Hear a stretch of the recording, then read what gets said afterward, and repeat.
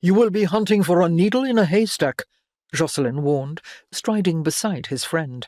"And if you start a brawl, you'll have the sheriff down on you like a stone from a trebuchet." FitzWarin bared his teeth. "You need not come with me." "I know." They walked in silence, eyes darting and assessing the crowds through which they shouldered. Joscelin was the taller, standing a finger's length above 2 yards. With his thick, garnet-red hair and leonine prowl, he caused heads to turn. The men were followed by their retinues, who were out of earshot of the conversation, but close enough to be summoned at need.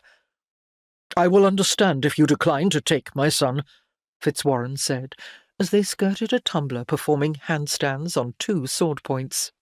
A kitten-pretty girl, in a gown that exposed an indecency of ankle, twirled up to the men and shook a painted bucket under their noses. FitzWarin glared at her. Joscelin thumbed a quarter-penny into the bucket and folded his arms, indicating it was all she was going to get. He had been balancing on sword points of one kind or another for most of his life. "You say he is like you." Joscelin gave him a sidelong glance. FitzWarin pushed his hair off his brow and clutched a fistful of the heavy brown strands. "God's bones, I don't know." He sucked a breath through his teeth. "Yes, I suppose. Although at his age I had more—" He broke off and grimaced. "I was going to say courage, but that is not the right word. Spirit, perhaps.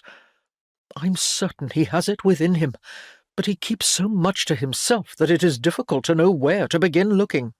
And that is why you said he needs to spread his wings. I stand too close, and I will only hamper him."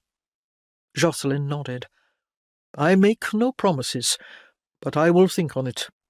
First, I need to speak with my wife." FitzWarin eyed him with surprise, verging on disapproval. "If I take a squire into my own household, I do not seek permission from Eve. It is my business, and she would not dream of meddling." "But your mother would," Joscelin said with a smile. FitzWarin shook his head. "Not in such a matter. Not directly, but you would soon learn if she objected to your choice. The Lady Millette is not one to hold her peace. I say it with the greatest respect. And it is out of respect that I will first consult with Sibylla. She is Lady of Ludlow, and even if I do take Brunin into my train, he will spend much time under her supervision, in the early days at least." FitzWarin continued to look as if he thought Joscelin was being over-indulgent, but he nodded.